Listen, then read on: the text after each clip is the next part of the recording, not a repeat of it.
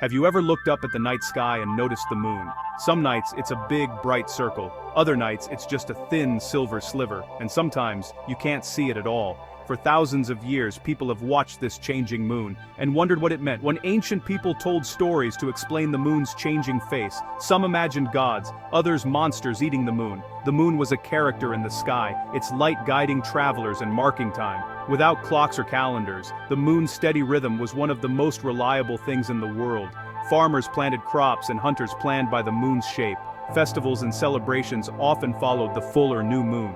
The moon wasn't just something to look at, it was a natural clock for everyone. This magical, changing moon has inspired poets, artists, and dreamers for as long as we've been human.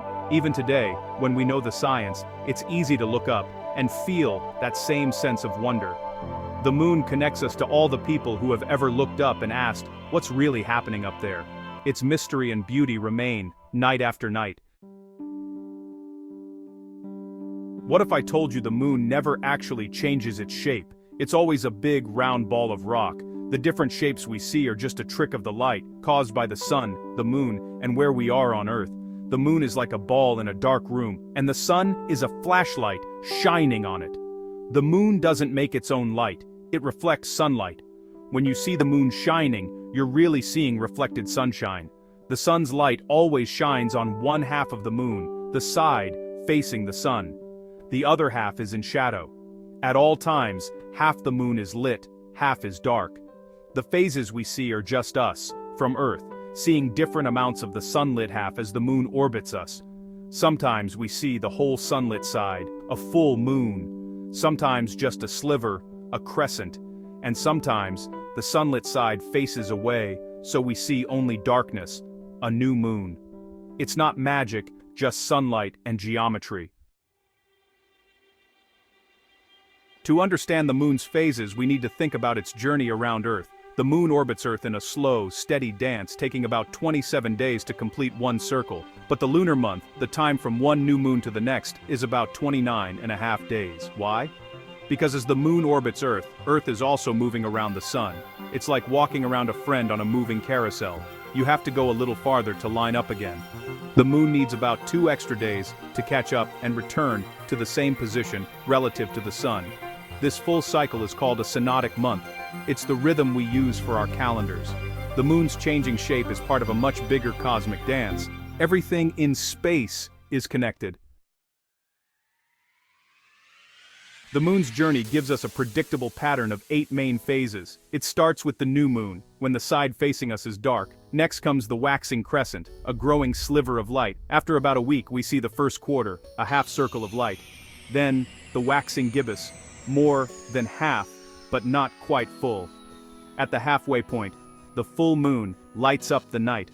After the full moon, the light begins to shrink. This is the waning gibbous. About a week later, we reach the third quarter, another half circle, but the opposite side is lit. The waning crescent follows, a shrinking sliver of light. Finally, the sliver disappears, and we're back to the new moon. This cycle repeats every month, helping humans track time for thousands of years. The moon's phases are our oldest calendar. Each phase tells us where the moon is in its journey. The pattern is reliable, beautiful, and timeless. Have you heard of the dark side of the moon? In reality, every side gets sunlight. The real mystery is the hidden side. We only ever see one face of the moon from Earth. This happens because of tidal locking. The moon spins on its axis in the same time it takes to orbit Earth. Imagine holding a ball with a sticker and walking in a circle around a friend, always keeping the sticker facing them. That's what the moon does. Its rotation is perfectly synchronized with its orbit. For all of history, the far side was a mystery until 1959, when a spacecraft took the first photos. We discovered the far side is covered in craters and looks very different from the side we see. Tidal locking keeps one side always facing us, but space exploration has revealed the moon's hidden face. The moon's far side is no longer a secret. Now, we know both faces of our closest neighbor.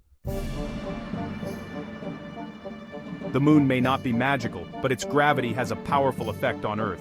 The moon's gravity pulls on our oceans, creating high and low tides. As the moon orbits, its gravity pulls water toward it, making a bulge. This is high tide. There's also a high tide on the opposite side, as the Earth is pulled slightly away from the water there. As Earth spins, different places pass through these bulges, causing two high and two low tides each day.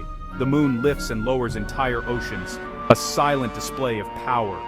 For centuries, people believed the moon could affect our behavior, but science shows no real link. Studies have found no connection between the full moon and human actions. The moon's pull on a person is tiny, far too small to affect our minds. The idea that the moon controls our feelings is just a story. The moon rules the tides, not our hearts.